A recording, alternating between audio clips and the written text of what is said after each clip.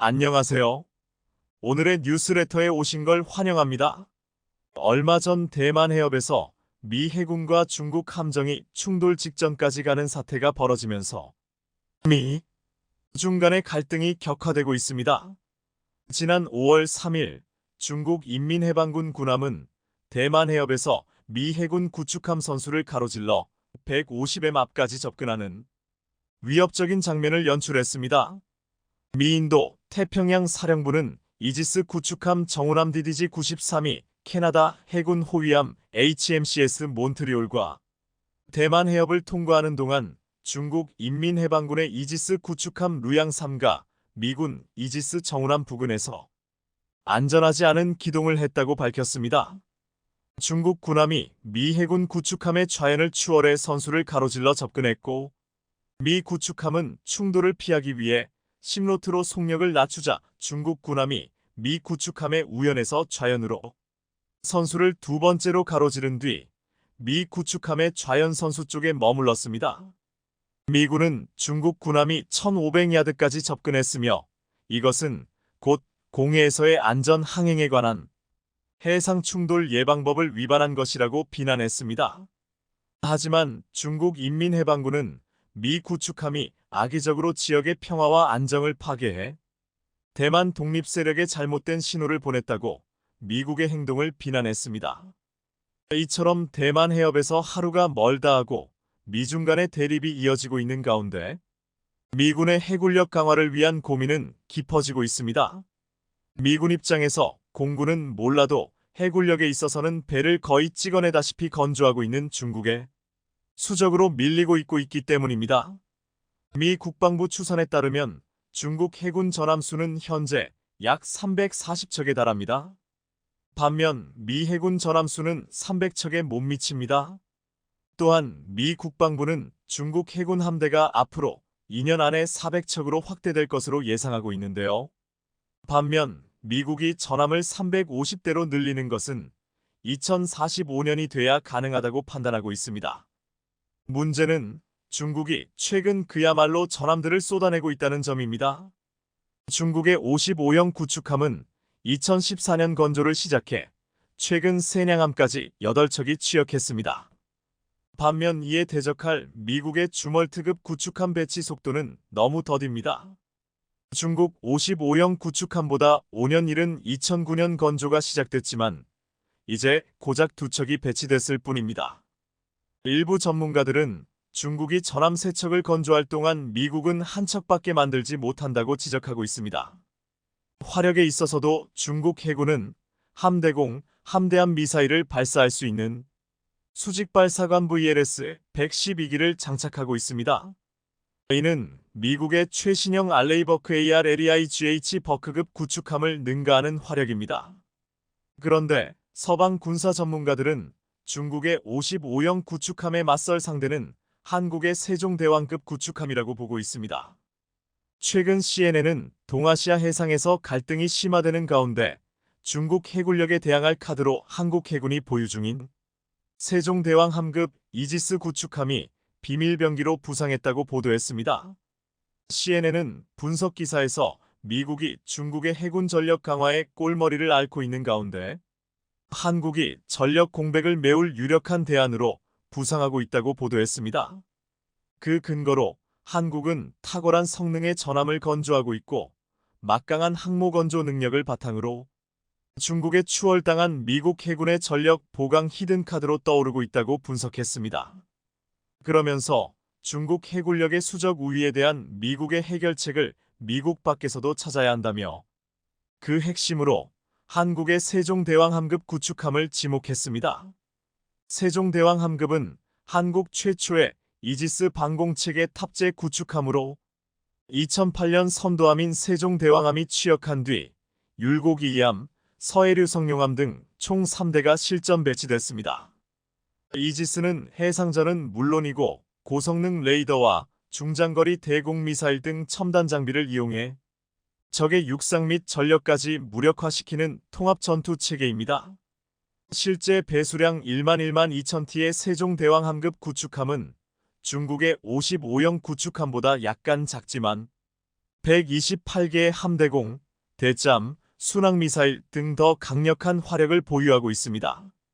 CNN은 미국이 중국을 견제하기 위해서는 중국과 지척인 한국에서 함정을 구매하거나 이들 국가 조선소에서 미국이 설계한 함정을 건조하는 것이 중국과의 함정 건조 수격차를 좁히는 가장 효율적인 방법이 될 수 있다고 지적한 것입니다. 걸림돌은 미국의 법입니다. 현재 미국 법률은 아무리 동맹국이라 할지라도 안보 우려와 자국 조선 산업을 보호해야 한다는 명분으로 외국에서 건조된 함정을 구매하거나 해외에서 함정을 건조하는 것을 금하고 있기 때문입니다. 전문가들은 미국이 장차 치러질지 모르는 중국과의 해전에서 우위를 점하기 위해서는 이 법을 제고해야 할 때가 됐다고 조언하고 있습니다. 군사 전문가인 호주 미 연구소 USSC 연구위원 블레이크 허징어는 이렇게 말했습니다. 한국은 제 시간에 예산 안에서 고품질의 선박을 건조한다. 이 두 가지 장점은 이미 미국이 잃어버린 능력이다. 미국의 선박 건조 능력을 확대할 동안 한국의 조선소를 통해 그 공백을 메우는 것을 검토해야 한다는 이야기입니다. 중국의 해군력에 긴장하는 나라는 미국 외에도 또 있습니다. 바로 인도입니다. 인도의 앞마당인 인도양은 아시아, 유럽 및 미주를 연결하는 전략적 요충지로 세계 해상 무역의 75% 이상을 차지하는 곳입니다. 이러한 중요성을 일찌감치 간파한 중국은 스리랑카의 한반토타 항구와 파키스탄의 그와다르 및 기타 작은 섬 국가의 해군 시설을 장악하고 있습니다. 스리랑카는 이미 중국 선박이 항구로 오는 것을 거부할 수 없는 입장이 돼버렸습니다. 또한 개방된 인도양의 영구적인 입지를 구축하기 위해 항공모함을 대량으로 인수하는 계획을 수행하고 있습니다. 중국은 현재 2개의 항공모함을 보유하고 있습니다. 세 번째 항공모함은 건조 중이며 네 번째 항공모함도 계획 중입니다. 전문가들은 중국이 4척의 항공모함을 보유하게 되면 그중 한 척을 인도양에 주둔시킬 것으로 이러한 도전에 가장 예민하게 반응하면서 항공모함을 원하는 나라가 바로 인도입니다. 인도에는 현재 2척의 항공모함이 있지만 중국의 해군력에 대응해 더 많은 항공모함을 건조하고 싶어 합니다. 그리고 그 대안으로 한국이 급부상하고 있습니다. 중국의 해상 영향권에 대한 욕심은 정말 혀를 내두를 수준이기 때문입니다. 중국은 베트남, 인도네시아, 말레이시아, 필리핀으로 이어지는 남중국해의 유자 형태로 9개 선, 즉 9단선을 긋고 선 안쪽 90%가 자국영해라고 주장하고 있습니다. 여기에 관련된 나라들로서는 기가 찰 노릇입니다. 특히 미국과 동맹 관계를 강화하는 필리핀과 충돌이 잦은 상황입니다.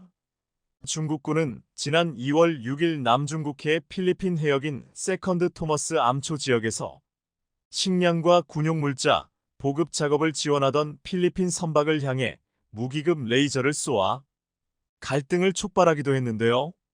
이처럼 중국이 해군력을 본격적으로 확대하고 위협적인 군사행동을 보이면서 미국은 물론 태평양 연안국들의 해군력 증강이 눈에 띄게 늘었습니다. 그리고 이것은 한국 조선업계 특수선 분야의 새로운 수주 기회가 되고 있습니다.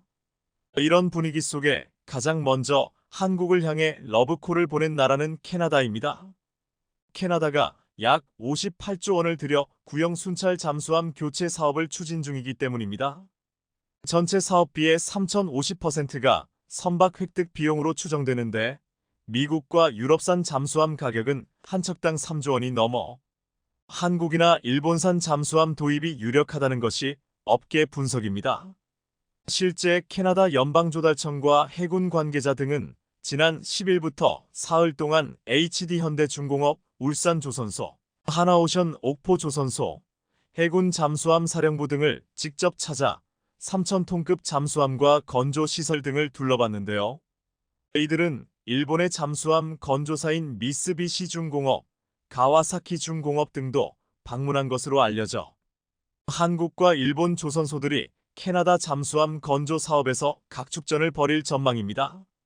이러한 분위기를 타고 드디어 하나오션이 18조 규모의 미군함 정비 시장에 진출해 한국 조선업계가 미 군함의 유지 보수 MRO 사업에도 진출하게 됐습니다. 미국은 군함 유지 보수 사업, 즉 MRO에만 한 해 139억 달러, 약 18조 2천억 원의 예산을 쏟아붓는 국가인데 그 첫 번째 예비 고객 명단에 하나오션이 오른 겁니다. 군함 MRO 사업은 수상함 잠수함 등 특수선 수리와 정비 전 주기를 관리하는 사업인데요. 새로운 배를 만드는 일은 규모는 크지만 시장 변동에 따라 부침을 겪기 마련입니다.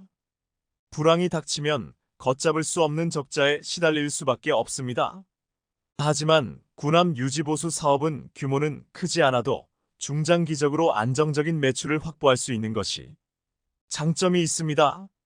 미 해군은 과거 아시아 지역 조선소에서 유조선이나 보조함 등을 수리한 적이 있지만 구축함과 같은 군함을 수리한 적은 거의 없는 것으로 알려졌는데요. 최근 미국 조선소 내 노동력 부족 현상이 심해져 유지 보수에 들어간 군함 공백 기간이 점점 더 길어지자 어쩔 수 없이 한국에 손을 내밀 수밖에 없게 된 것입니다. 이처럼 중국의 해군력에 맞서 군함 건조 및 유지 보수가 시급해진 국가들이 많아짐에 따라 한국 조선업은 또 다른 기회를 맞고 있습니다. 지난달 25일 중국 소운닷컴은 한국이 베트남에게 무기를 팔려고 한다며 그렇게 되면 러시아를 자극해서 그들의 타격 목표가 될 수 있다고 말했습니다. 지난 20년 동안 베트남은 러시아의 주요 고객이었고 대부분의 베트남 무기들은 러시아에서 온 것이라고 했습니다. 그런데 우크라이나 전쟁으로 러시아 내에서 위기가 발생하자 한국 정부가 직접 동남아 국가들을 방문해 방산수주 작전을 펼칠 기회를 줬다고 표현했습니다. 이중국 매체는 한국이 베트남에 무기를 판매하는 것은 문제가 없지만 이로 인해 러시아와 한국의 관계가 더욱 긴장될 수밖에 없다면서 하지 않아도 될 걱정을 하며 훈수를 두었습니다. 일각에서는 이러한 중국의 반응이 러시아산 무기를 수입하지 않는다면 베트남은 한국산 무기가 아닌 중국산 무기를 사야 하는 게 아니냐는 의문에서 시작되었을 것이라고 했습니다. 최근 베트남을 비롯한 동남아시아 국가들은 남중국해로 확장하는 중국의 무리한 정책을 견제하려 하고 있습니다. 그러자 중국은 필리핀에 이어 베트남도 미국과 군사적 연계를 하는 것을 군국주의의 길로 간다고 주장하면서 또한 이들 국가들이 한국산 무기를 수입하는 것을 극도로 경계하고 있습니다. 그런데 최근 중국은 한국이 글로벌 방산 시장에서 두각을 드러내는 것 못지않게 한국이 개발하고 있는 무기의 새로운 소식이 중국에 미칠 영향에 대해서도 우려하고 있습니다. 그동안 괴물 미사일로 불려왔던 한국의 현무 5탄도 미사일이 올해부터 본격적으로 양산된다는 소식이 전해졌습니다. 알려진 바와 같이 현무5는 한국형 삼축 체계 중 하나인 대량 응징 보복의 대표적인 수단으로 현무5는 핵무기가 없는 상황에서 최대한 핵무기에 맞먹는 파괴력을 낼 수 있게 설계된 고중량 미사일입니다. 지하 100m보다 깊은 갱도나 벙커 등 표적을 파괴할 수 있어 유사시 김정은과 북한 수뇌부가 집결하는 전쟁 지도부와 핵미사일 기지 등 핵심 시설을 타격할 수 있습니다. 한국 정부는 지난 4월 외신 인터뷰에서 북한의 초고성능 초강력 무기 언급하면서 현무 5전력 배치를 예고한 바 있었는데 군은 미사일 사령부 예하 부대에 최대 2,000여 발을 배치한다는 계획을 세우고 있다고 알려졌습니다. 정부 고위 관계자는 현무5는 올해 초부터 시험 발사를 거쳐 개발이 마무리됐으며 올해 말부터 양산에 돌입했다며 한화에어로스페이스 보훈 공장에서 올해 말부터 연간 최대 70여 발을 생산할 수 있을 것이라고 말했습니다. 그렇게 되면 현무5는 미사일 사령부 탄도미사일여단 예하 부대인 1200대대 등에 배치될 것으로 보이는데 중국은 지금 이 미사일이 어디에 배치되는지에 대해 촉각을 기울이고 있습니다. 미사일 사령부는 원래 충청북도 음성에서 있다가 2019년 강원도 원주로 이전했다고 했는데 지난해 핵심 기지는 여전히 충청도에 있는 것으로 파악되기도 했습니다. 충북 음성과 강원도, 원주 모두 서울과 100km 정도 밖에 떨어져 있지 않기 때문에 이는 북한의 도발을 억제하는 한편 중국의 동북부까지 사정거리에 있다고 했습니다. 실제 중국은 1만 킬로를 날아가는 ICBM은 단 20기만 만들고 3천만 5천 km을 비행하는 중거리 탄도미사일한 RBM을 다량 제작해 배치해 놓았습니다. IRBM이 훨씬 정확도가 높고 이를 배치하면 남중국해와 동중국해, 황해, 심지어 한국 동해에서도 자신들의 영역을 확장할 수 있다는 계산이었습니다. 또한 이것은 한반도를 노린 것으로 분석되기도 했습니다. 북한과 중국은 북중 우호 조약에 따른 군사동맹이라 유사시 군대를 파병할 수 있고, 또한 북한 정권이 무너지면 중국군이 국경지대 일부까지 손에 넣는다는 계획이 밝혀진 바 있습니다. 말콤 데이비스 호주 전략정책연구소 수석 애널리스트는 현무호가 최대 9T의 재래식 탄두를 탑재할 수 있지만 더 가벼운 탄두를 탑재하면 3000km까지 비행할 수 있으며 이론적으로 중국과 일본을 공격할 수 있다고 밝히기도 했습니다. 이에 지금 한국의 현무호의 존재는 중국에게 큰 압박감을 주고 있다고 했습니다. 전문가들은 현무호가 중탄두를 달면 3000km 이상을 날 것이라면서 사실상 한국이 중국보다 더 강력한 IRBM을 만들겠다고 선언한 것이라고 했습니다. 현재 한국은 현무5 미사일을 올해부터 본격적으로 양산하면서 이를 합쳐 미사일을 총 1만 개 이상을 운용하며 함부로 건드릴 수 없는 전력을 구축할 것이라고 했습니다. 일각에서는 현무5 미사일의 핵무기급이라는 말을 다는 것을 과도한 표현이라고 하지만 현무5 미사일 여러 기가 떨어지면 어떤 일이 벌어지는지를 전문가들은 제2차 세계대전을 통해서 말해주고 있습니다. 제2차 세계대전에 핵무기에 대한 피해가 얼마나 큰지를 우려하고서 그에 버금가는 폭발력을 지녔지만 방사능 등의 피해가 적은 미사일을 만들었는데 이것을 벙커버스터라고 했습니다. 제2차 세계대전 독일은 적군의 공중 공격에 대비해서 군사시설물을 모조리 지하화해 영국 공군이 대규모 폭격을 해서 독일군의 군사시설물에 큰 피해를 주지 못하게 했습니다. 이때 영국이 고안한 것이 항공기에 거대한 폭탄을 떨어뜨려 탄두 부분을 지표면 아래까지 쑤셔 넣어 터지게 하면서 지진을 발생시킨다는 개념이었습니다. 이런 목적으로 최초 개발된 것이 톨보이라는 지진폭탄인데 5.4톤에 폭약 2.4톤을 내장해서 고고도에서 떨어뜨려 땅속까지 파고 들어가 지하에서 폭발하게 했습니다. 이로 인해 발생한 엄청난 충격파는 소규모 인공지진을 일으켜 표적을 파괴했습니다. 이 지진폭탄은 잠수함 경납고, 터널, 벙커, 교량 등 독일군의 주요 시설을 타격하는 데 성공했습니다. 또한 북해의 여왕이라 불리던 독일 해군의 전함 티르피츠까지 격침시켰습니다. 그리고 톨보이로 효과를 보고 그보다 더 크게 만든 그랜드슬램은 중량 10톤에 폭약 6톤으로 톨보이보다도 배로 파괴력이 큰 폭탄이었습니다. 그랜드슬램은 독일 베스트팔렌의 빌레펠트 인근 실트에세 지역의 육상철교에서 처음으로 사용되었습니다. 당시 육상철교는 톨보이 공격도 견뎌낸 내구성을 자랑했습니다. 이 때문에 영국군은 더 센 그랜드슬램을 떨어뜨렸는데 안타깝게도 투하된 그랜드슬램은 철교에서 수미터 벗어난 지점에 떨어졌습니다. 분명 빗맞았는데도 그랜드슬램의 폭발력으로 일대의 지반이 무너지면서 철교의 교각까지 동시에 폭삭 내려앉았습니다.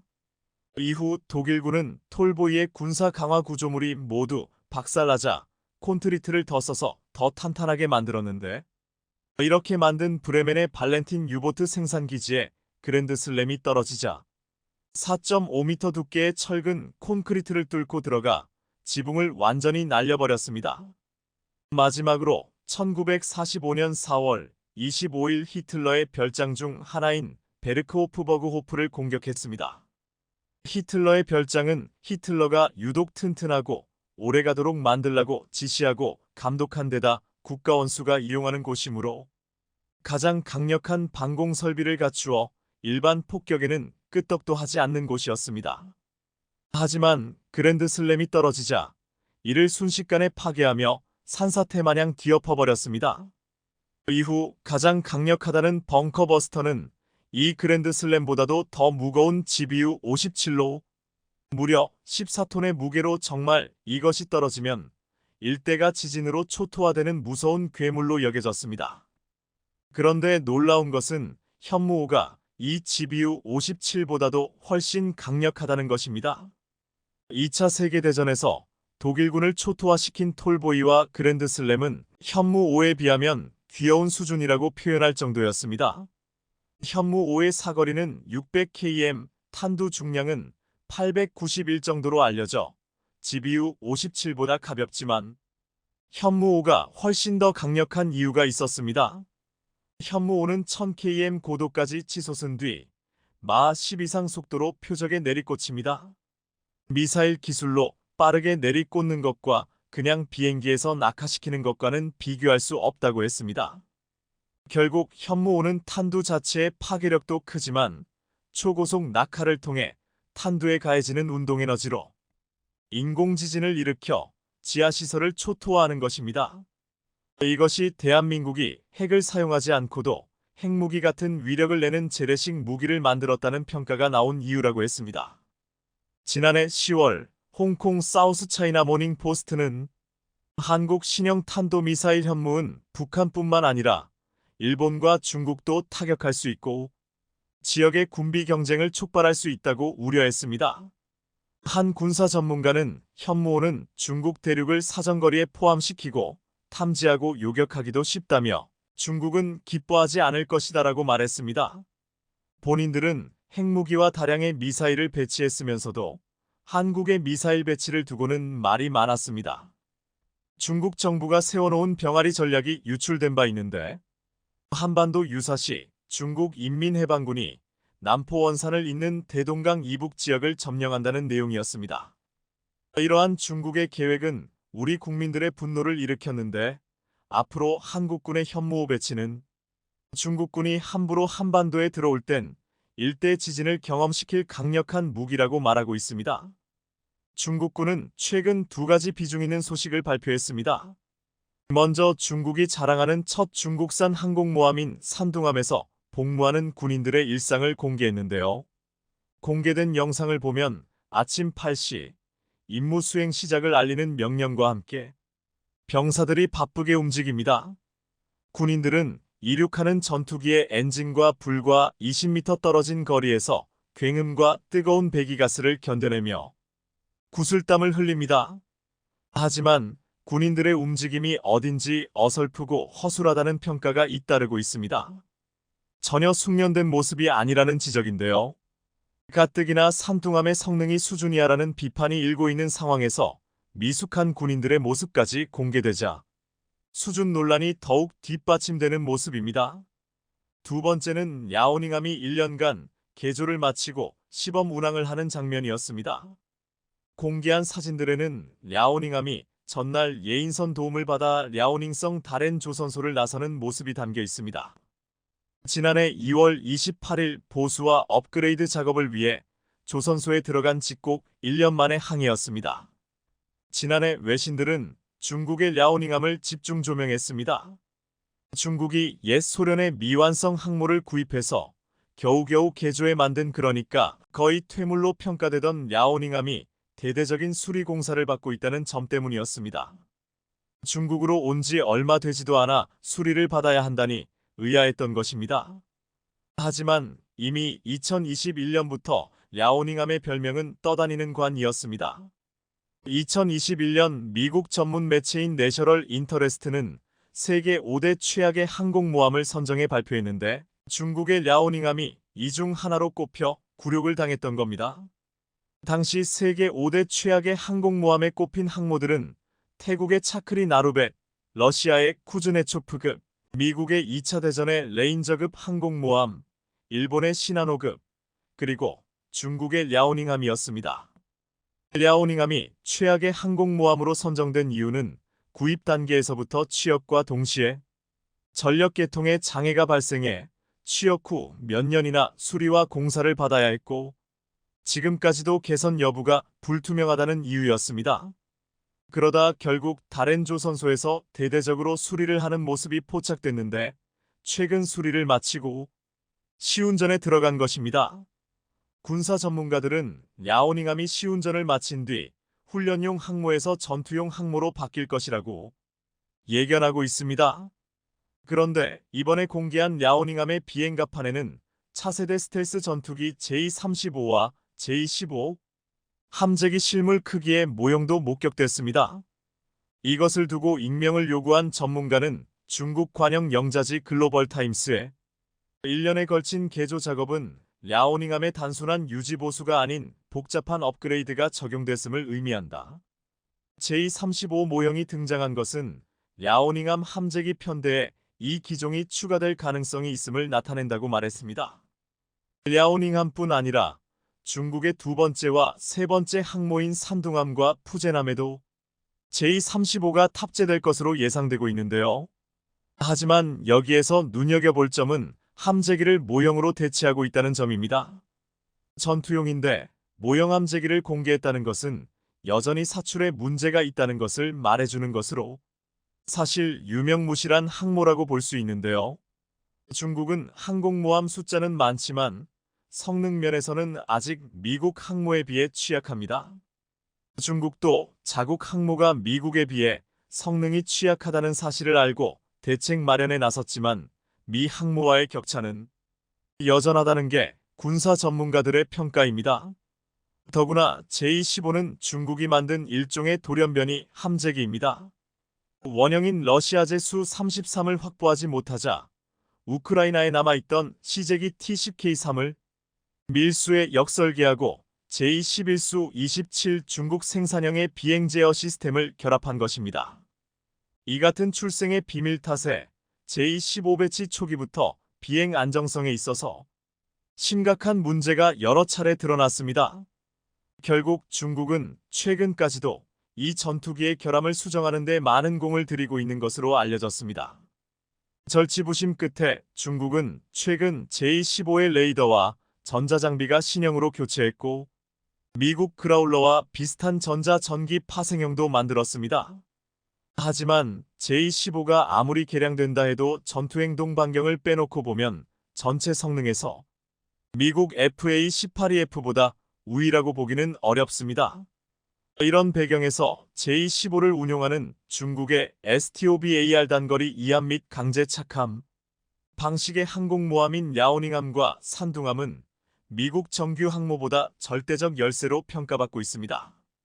반면 2022년부터 해외에서 전개되는 미국의 항공모함 전단에는 현존하는 최강 함재 전투기 F-35C가 한 개 비행대씩 편제되고 있습니다.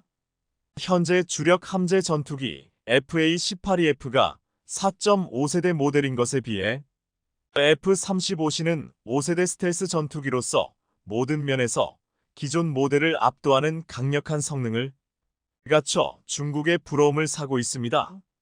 FA-18EF의 전투행동 반경이 최대 722km인데 비해 F-35C는 1100km에 달합니다. 함재기의 전투행동 반경이 넓을수록 항모 전단의 타격 범위도 커집니다.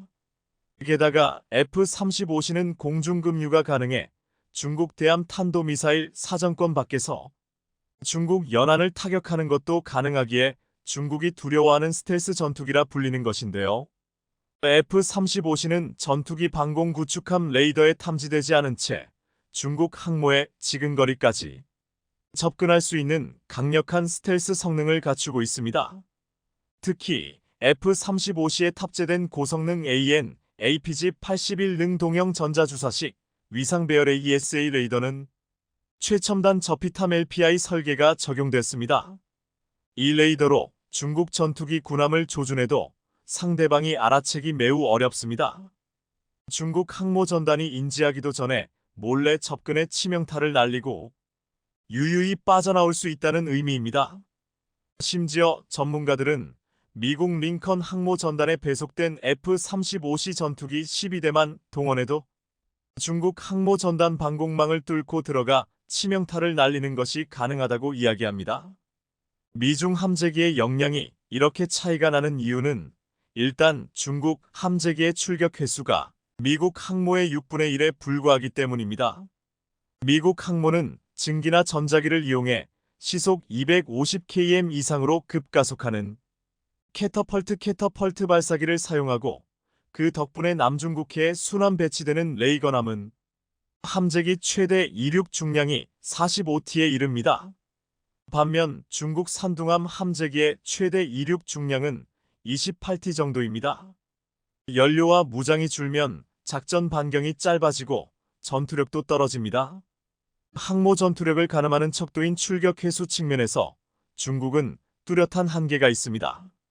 산둥함은 하루 평균 20회 정도 전투기를 출격시켰다고 하는데 미국 니미츠함의 하루 평균 출격 횟수가 120회 정도입니다. 중국은 6분의 1에 불과하니 출격 횟수만 보면 거의 초등학생과 대학생 수준의 격차라고 볼 수 있습니다. 재래식 동력도 문제입니다. 산둥함은 자체 연료로 항해할 수 있는 기간이 15일 정도에 불과해서 오가는 데 들어가는 연료량을 감안하면 실제 작전 기간은 7일 전후입니다.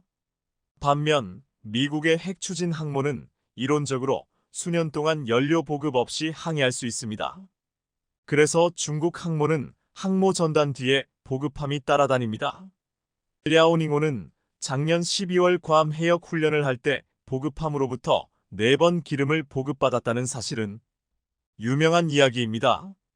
중국은 이런 문제를 해결하기 위해 랴오닝함을 대대적으로 보수했다고 하는데요.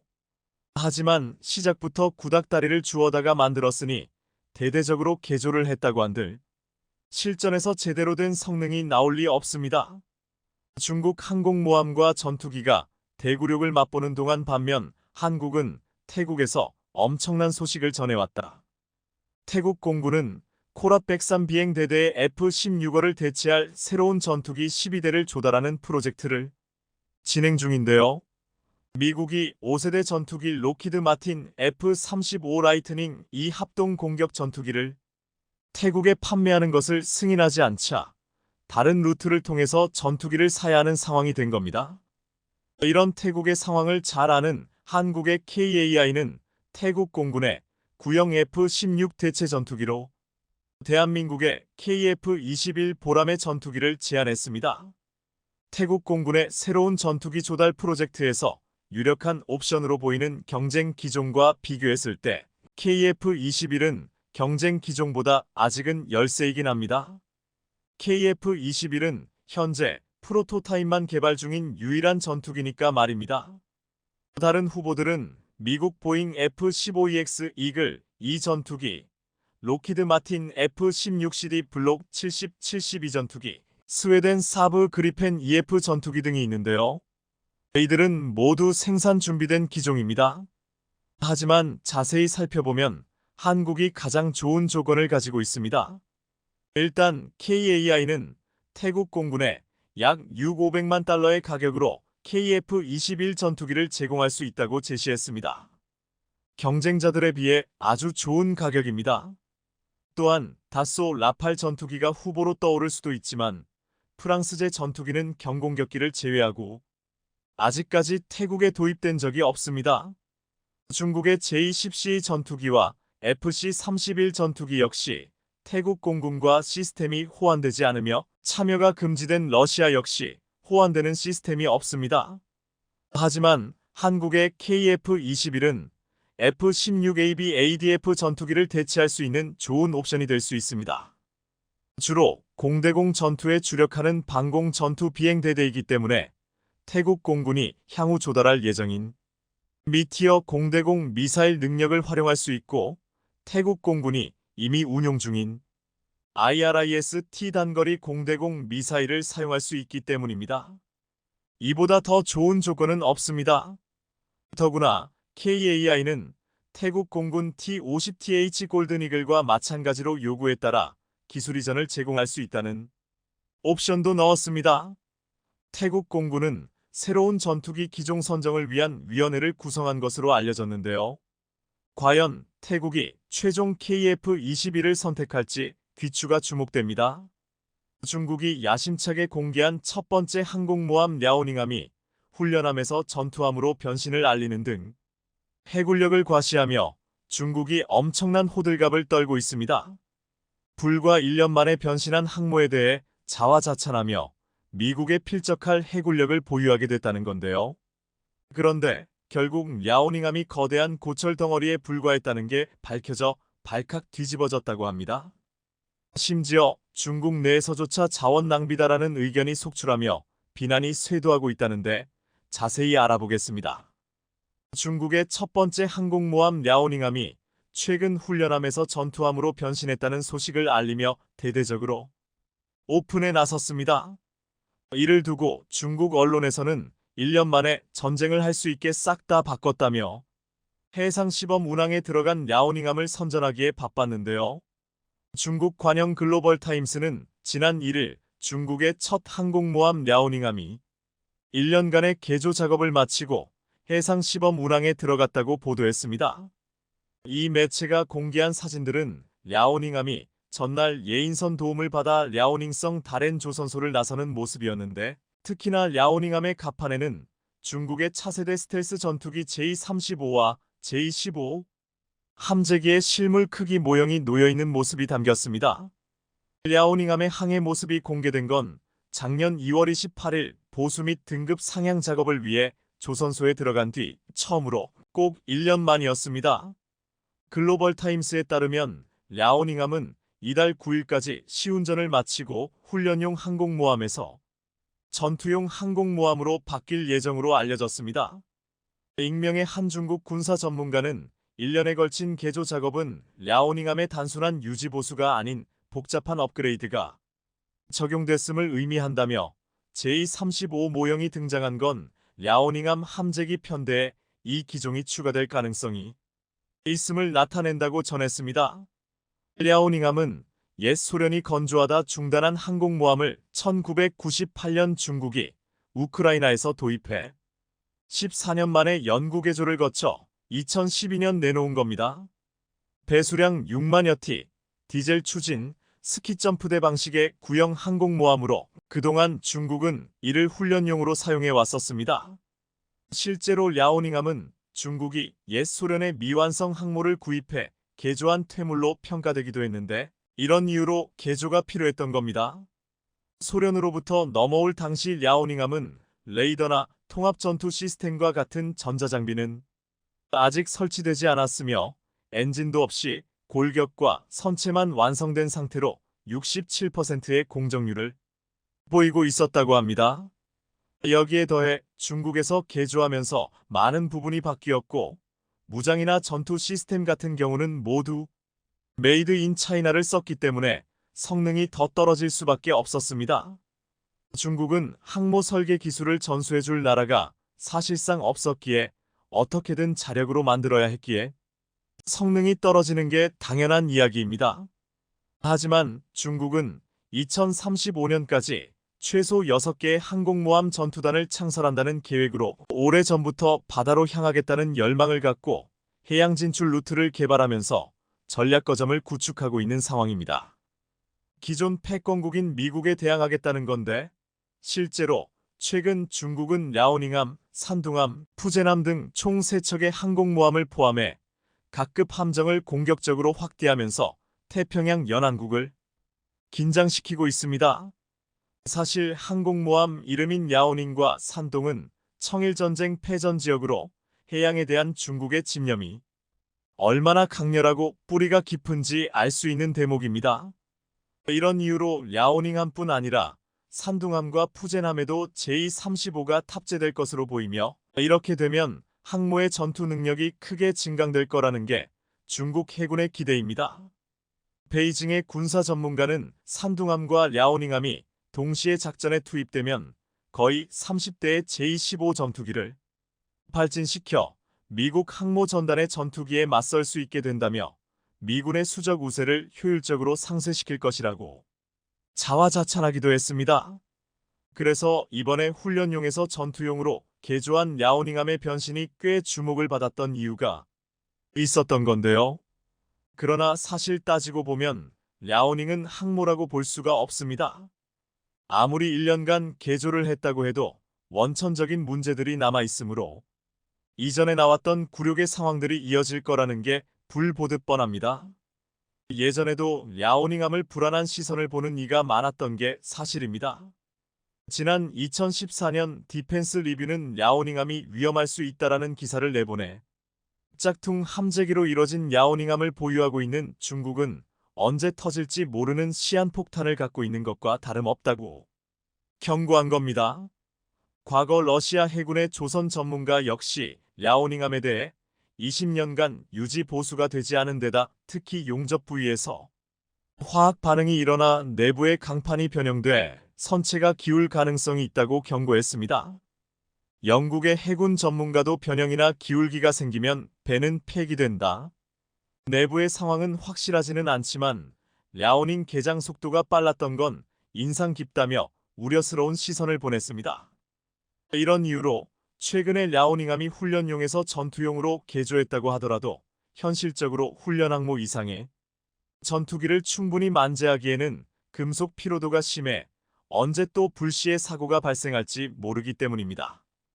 그리고 랴오닝함뿐 아니라 산둥함 역시 상황은 비슷해 보이는데 실제로 이들 항모가 함재기를 이륙시키는 방법은 스키점프대를 이용하는 구식 버전입니다. 이런 이유로 랴오닝함과 산둥함은 당연히 이륙 중량이 현저히 떨어질 수밖에 없으며 그래서 활주로가 짧은 항모에서 오로지 스키점프대만 의존해 이륙해야 하는데요. 그렇게 하기 위해서는 자연스레 가벼워야 하는데 이러면 무장, 조기경보기 등 기타 최신식 전자기기들의 탑재를 줄여야 하고 적재 연료 또한 최대한 뭘 실어야 하는 겁니다. 그런데 문제는 이렇게 무장과 연료를 적게 탑재하면 사실상 작전 반경도 현저히 줄어들게 되고 동시에 전투력 또한 뚝 떨어지게 됩니다. 중국의 항모가 빈 껍데기에 불과하다는 이야기들이 끊임없이 나오고 있는 이유들입니다. 반면에 미국의 항모는 시속 250km 이상으로 급가속하는 전자식 캐터필트 발사기를 사용해 함재기 이륙 중량이 45톤에 이르며 원거리 항해나 작전에 지장을 받을 일이 없습니다. 이와는 달리 산둥함의 경우 자체 연료로 항해할 수 있는 기간이 불과 15일밖에 되지 않는데 작전에 출격하는 기타 시간을 고려하면 실제 항해일은 일주일에 불과할 거라는 분석입니다. 반면에 랴오닝함은 얼마 전 괌으로 원거리 항해에 나갔을 때 보급함에게 무려 4번이나 연료를 보급받고서야 중국으로 다시 돌아갈 수 있었다고 합니다. 이뿐 아니라 랴오닝함과 산둥함의 하루 평균 전투기 출격 횟수는 제럴드 포드함이 7분의 1에도 못 미치는 20회 정도라고 합니다. 상황이 이런데도 중국은 미국을 금세 따라 잡을 수 있다며 호언장담하고 있지만 현실적으로 미 해군에 대적할 만큼의 역량은 절대 아닙니다. 미 해군이 실전을 포함해 수십 년간 수행해온 항모 기술과 작전을 중국이 따라잡으려면 엄청나게 많은 시간이 필요하다는 게 많은 군사 전문가들의 평가입니다. 그래서 사실은 미국에서도 중국의 항모라면 이름만 듣기만 해도 코웃음을 치고 있는데 실제로 이런 상황을 반영하는 일도 벌어졌었습니다. 실제로 지난 2021년 미 해군이 홈페이지에 올린 한 장의 사진에 중국이 부글부글 끓었었습니다. 다름 아닌 중국 항모 랴오닝함이 미 해군으로부터 발고기 굴욕을 겪었기 때문입니다. 칠함대 소속 미사일 구축함 머스티노의 로버트 함장이 난간에 다리를 꼬아 올린 채 비스듬히 앉아 부함장과 함께 항해 중인 랴오닝함을 느긋하게 내려다보는 사진이 공개됐었는데요. 특히나 머스티노가 중국 항모전단 사이에 보란듯이 끼어들어 랴오닝함을 뒤쫓는 위성사진까지 공개되면서 된통 굴욕을 당했었습니다. 이에 군사 전문가들은 미 군함이 무인지경처럼 중국 항모전단에 끼어든 건 중국 군함이 항모를 보호할 능력이 없음을 보여주는 증거라고 분석했습니다. 실제로 해당 사진이 공개되자 제대로 지켜볼 가치도 없다는 거다. 미군 눈에는 랴오닝함이 앞에 지나가는 게 장난감으로 보이는 거다 등의 밀덕들의 반응이 이어졌습니다. 더구나 랴오닝함은 발고기 굴욕 당시 미국과 일본 군함에 사실상 포위당하면서 실전 능력에 심각한 문제가 제기되는 등 국제적 망신을 톡톡히 당했는데요. 상황이 이러자 당시 중국인들조차 비판적인 반응을 보이며 비난을 멈추지 않았습니다. 실제로 중국 네티즌들은 야오닝함은 잠수할 수 있는 능력을 갖고 있다. 바다에서 갑판을 씻고 있는 중이다. 잠수함 운반선이지. 등의 반응을 보였습니다. 이렇듯 전투용으로 개조를 했다고 하더라도 야오닝함의 미래를 어느 정도 내다볼 수 있는 상황인데요. 결국 중국의 계획대로는 실현되지 않을 것으로 보이며 돈과 시간만 쓰고 국제적 망신만 당하는 상황이 현재 중국이 보유한 항모가 세 척이라고는 하지만 결국 이것들이 고철덩어리에 불과하기 때문입니다. 작년에 중국은 세 번째 항공모함 푸제노가 계류 시험을 시작했다고 알리며 이르면 올해 정식 취역할 거라고 공표했었습니다.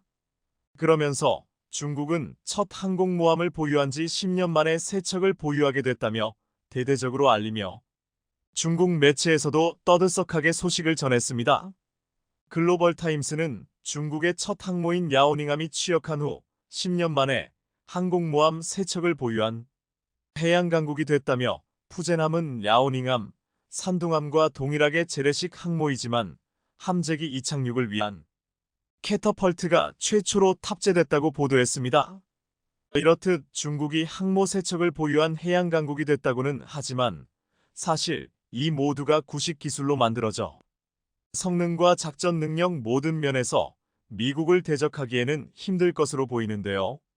앞서 말씀드렸던 것처럼 야오닝함은 중국의 첫 번째 항모라는 상징성을 빼면 존재의 의미가 없어 보입니다. 그리고 두 번째 항모인 산둥함은 순수 중국 기술로 만들어져 신뢰성이 바닥인데다 푸젠함은 가장 최신 기술을 탑재했지만 여전히 재래식 디젤 엔진을 이용합니다. 이런 이유로 중국 항모들의 탑재기는 3050대 수준인 것으로 알려지고 있는데 미국의 절반 수준에 불과한데요.